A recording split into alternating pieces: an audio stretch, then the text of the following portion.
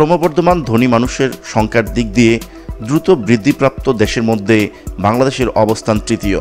New York ভিত্তিক গবেষণা প্রতিষ্ঠান ওয়েলথ এক্স প্রকাশিত বুধবারের report high net worth handbook 2019-এ এই কথা বলা হয়েছে। এতে বলা হয়েছে 2018 থেকে 2023 সাল সময়ে দেশের সমন্বিত বার্ষিক জাতীয় প্রবৃদ্ধি বাড়বে শতকরা 11.4 ভাগ। ধনী মানুষের সংখ্যার দিক দিয়ে আর মাত্র 4টি দেশ তাদের জাতীয় প্রবৃদ্ধি 2 অঙ্কে পৌঁছবে, আর শীর্ষে রয়েছে নাইজেরিয়া, সেখানে এই হার শতকরা 16.3 ভাগ। তারপরেই রয়েছে মিশর, সেখানে এই হার শতকরা 12.5 ভাগ।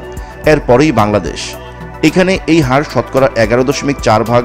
এরপরে রয়েছে ভিয়েতনাম 10.1 ভাগ, পোল্যান্ড 10 ভাগ, চীন 9.8 ভাগ, কেনিয়া 9.8 ভাগ, ভারত 9.7 ভাগ, ফিলিপাইন 9.4 ভাগ, ইউক্রেন 9.2 ভাগ।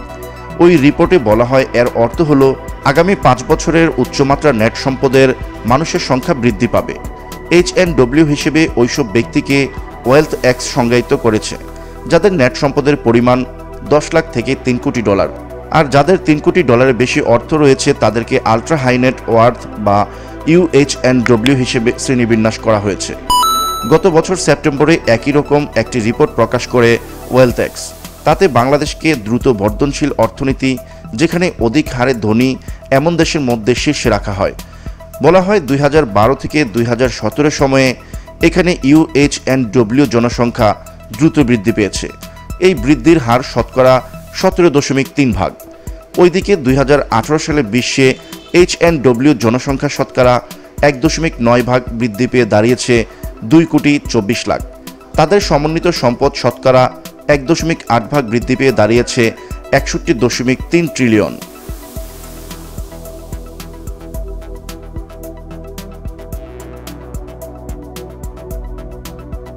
আমাদের ভিডিওটি ভালো লেগে থাকলে এখনই ক্লিক করুন সাবস্ক্রাইব বাটনে এবং প্রেস করুন বেল বাটনে, তাহলে আমাদের পরবর্তী সবকটি ভিডিও আপনিই পেয়ে যাবেন সবার আগে।